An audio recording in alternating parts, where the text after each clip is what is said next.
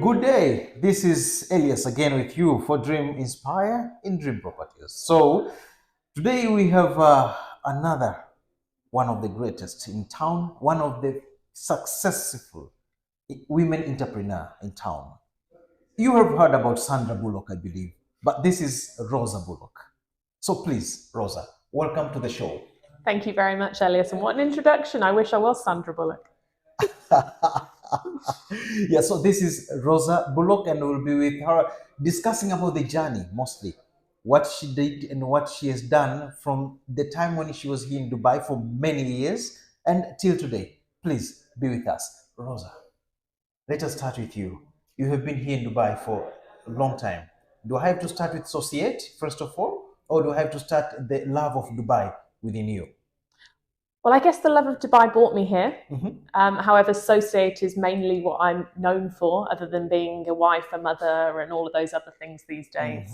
But yeah, it's a milestone year for me now. So 10 years in Dubai is this year's milestone. And Societe started after I've been here about a year. So I first came on holiday here, actually, 10 years ago this month, so June. Came out here, and even before I put my footprints down on the sand, I decided I loved it. Because my friend that I was coming to see said to me, "How are you excited?" And I said, "Oh God, no, I'm a bit scared actually."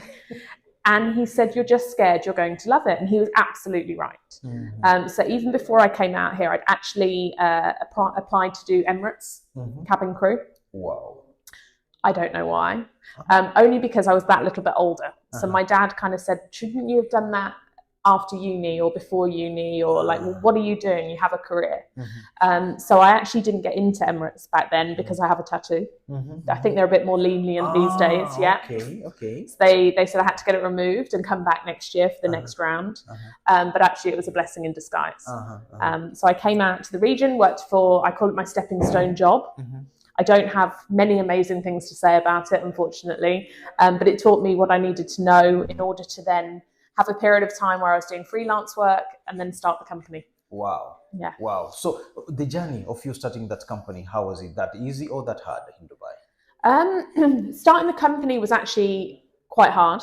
So I started in one free zone and then restarted again a year later. All of my profits from year one, I used to close down the other company and then start in DMCC where I now sit.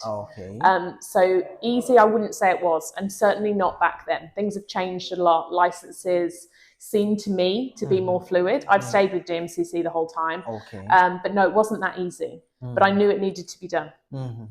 It needed to be done because I'd come to the region, worked for the Stepping Stone company, but also done my market research and saw how people were doing comms, how people were dealing with clients, what their approach was to our industry. And what I knew, had learned at university and had experienced working for my parents' businesses and also my previous job before I came here, I knew that I needed it to be done in a different way for it to be ethical to me. So it was important. Let me dig deep little about the Societe. Societe is your company. You just manage it, and now it's one of the best company in Dubai. I can appreciate for that. And you're doing automotive, there is technology, and there is PR within, and communication, something like that ahead. Yeah, so communications as a whole, we cover PR, social media, content creation, and copywriting. And as an agency, we're non-industry specific. So yeah, we work across automotive, tech, fashion, F&B, hospitality, thought leaders. The reason we're a non-industry specific agency is because the media landscape in this region is not that wide anymore and actually shrinking daily. So what we tend to find is the editors, the journalists, the podcast hosts want to talk to a host of industries. They are not that specialized. You don't find automotive media or automotive editors. You'll find lifestyle editors, or you'll find B2B or B2C editors. And being a non-industry specific agency works well from the media point of view, but also the principle of comms and marketing. The processes and the principles that we go through just need to be adapted to suit that industry. They're the same, but it just needs a good, like your account team needs to have good knowledge of that industry, which is where we'll allocate the account team accordingly. Wow. But I still believe it's not easy. How can you manage all those things at once? It's not easy. It's not easy, no. By having a very strong team. So also I kind of touched earlier on my age slightly. What I learned at university, so I studied fashion management, specialised in marketing. To give you an idea of the age, I didn't learn social media in my degree. I didn't learn digital marketing. So very much I rely on my strategy experience within the region and experience within business. And then I rely a lot on my team. So I have a lovely, strong team of youngsters who are at the cusp of technology and the cusp of the new age of marketing, if you like, digital marketing, and so, or new, not so new anymore, in order to be able to do that. Because I'm a big believer, a lot of agencies here will be, we're a 360-degree agency, we can do everything. No, everyone has their specialities, and equally that's the same for people. How can you be good at everything? As we spoke about briefly, there's only 24 hours in a day. Yeah. Getting to that 24 hours a day, because when you are talking about all the things which you are doing per day, meaning that you need some more hours. The days, most of the days have 24 hours. Your day also has 24 hours, or is it a little bit different? There are 24 hours, of course there are. My day is incredibly busy. So one of the biggest drives for me for working with myself is flexibility. So flexibility enables me to also be a mother, do the school drop, do the school pick. But it ultimately means that my day starts very early. And I think I walked through the door last night at 9:30, 9:45. I might have done the school pick in the middle. I might have been, but it's and our industry, communications never stop. Crisis comms, social media, you can message a brand whenever you want to. You expect, as the customer, a reply normally, whenever. That's hardworking. Most of the women here in Dubai like to achieve like you did. So how can they achieve? They have to work harder or smarter? And how about the distribution of these hours of work? Yeah, indeed. I guess there's no one size fits all with this. Technology enables us to work smarter. However, the grit, as I like to call it, and the determination means that working hard, we know it's not a normal 9 till 5 and an 8 till 6, whatever. It's not a 10-hour day. However, visibility, in order to get your new business out there, is not only going to come from digital. You have to meet people. Of course. So my business certainly is still now actually, but certainly back in the day was based on referrals. And I'm 6-foot redhead. Oh, I saw her at an event last week. So you have to be everywhere, and you have to be prepared to be everywhere. So there's working hard, but then there's the grit and the determination to make sure that you don't stop. Back in the early days, I had 3-4 hours sleep a night. I worked from my dining room table, and I knew that I had to do that to get to where I am today. Tricky question again to her, because she's talking about hardworking. You cannot achieve without working hard, also working smart. Both of them has to go together. Can I ask, or I cannot? Okay, let me. How many hours do you work per day of 24 hours? These days, probably 13 or 14 hours a day. Back then, when you were starting that company? 20, 22 hours a day. 20 out of 24. So meaning that she was sleeping for almost like 3 hours per day. Is it possible for you to achieve your dream? You have to work harder. Grit and determination. Yes, sharing his story, his success story, which every woman in Dubai, mostly all over the world, with this program has been seen, has to follow that path and believing 24 hours. She just sleep only 3 to 4 hours. It's not easy to achieve that goal. In the early days, Elias, in the early days. So, asking you, how did you know about your talents, and when did you know that you have that talent? Well, I guess, talents. I guess in the industry that I'm in, I will often say a true PR girl smile. A lot of what we do as an industry, and we do as an agency, is represent our clients and represent ourselves. So when I think about what are my talents and how they help to where I am today, I have no qualm getting up in front of a room full of people and talking and introducing myself. Whilst I'm quite shy, I put the PR girl smile on. Or am I shy? I guess I'm reserved sometimes. I put the PR girl smile on, and then that front goes and does that. And so when you say, when did I know about my talents? I'm jumping about a bit here, but I guess it would be back at university. Okay. So at uni, I only went to uni 2.5 days a week for the majority of my kind of 3 years, and then I had a year in industry as well. So I used to do promo work. Okay. So I used to earn a lot of money in London, central London, doing promo work. So I would kind of do a job in the morning, maybe go to uni for a few hours, do another job in the afternoon, and probably one in the evening. So I was driven to do it by money, I guess, because I was earning good money. Even now, if you go back to those figures, good money per hour by handing out leaflets, by being the welcome person on the golf or whatever it would be, the rugby as it was in London, golf I did here. So I knew that I was very confident to be able to front a scenario, a promotion or whatever. So I guess back then, I knew that I had the ability to be able to go and make relationships. Okay. And a lot of my business now is built on relationships. People don't tend to forget me normally, which is good or bad.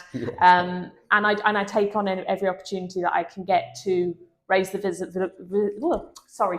visibility of myself. Obvious. And also then through digital marketing, through social media, that goes that step further. So yeah, back in my uni days, I'd say. I was thinking before when we met the first time, because before I just saw you on social media for a long time, and I saw you on some magazines. Then I wish that we could meet. Look at now that we are here. So, what is the difference between you and other women? I guess the ability to be able to put on the PR girl smile. So I know a lot of people within my industry. I know people within my team that would go, oh, "You want me to go and do that? Oh no. Oh well. Let me check my diary." My answer is yes. Yeah. Okay, great. What's your opportunity? Fantastic.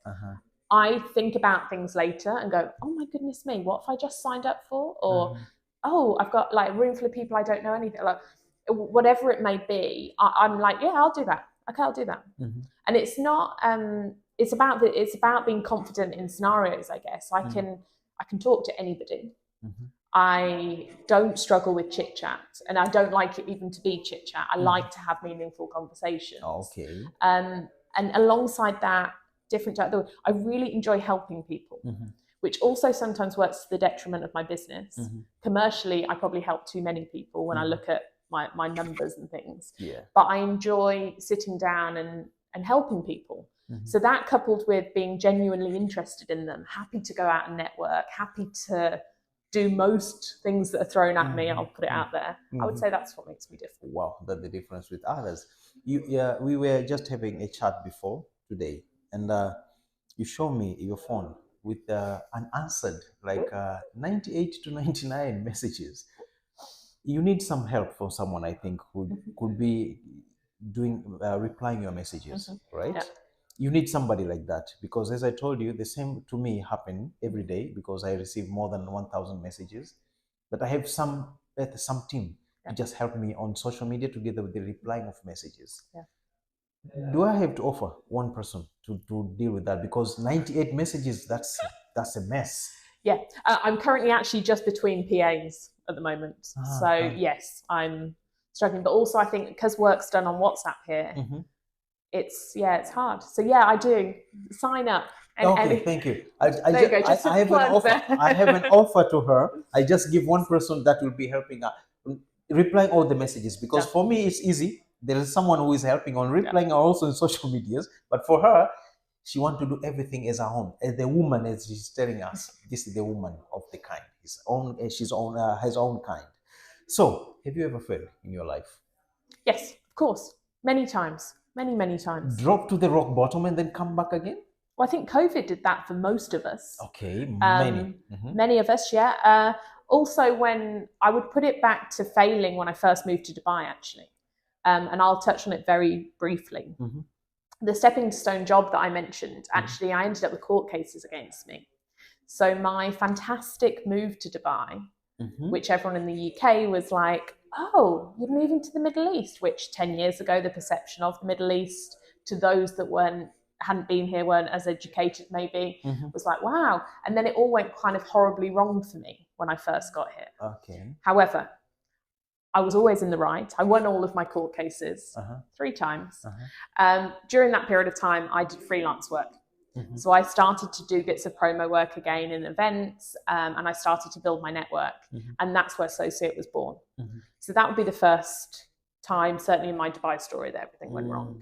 And the other one was COVID. In COVID, just before COVID happened, rather, 2019, I decided to open a branch in the UK. So I had a girl that had worked for me for 2 years. She was moving there anyway. That was the perfect opportunity to do it. Now, 2 things didn't help that. One was COVID, but also I quickly realised that the PR girl needed to also be on the ground in the UK to help build that business. Okay. So even if COVID hadn't happened, we ended up facilitating the Dubai clients, but from a London office. So I'd say that was failing a little bit. Partly timing, but also the business here was built with me. I need to be there to build the business there. And I couldn't dedicate that time because then my daughter was a lot younger as well. What pushes you to get out of that rock bottom failure? That determination and grit, really. I've never been one not to want to fail. No one wants to fail, but that will accept failing.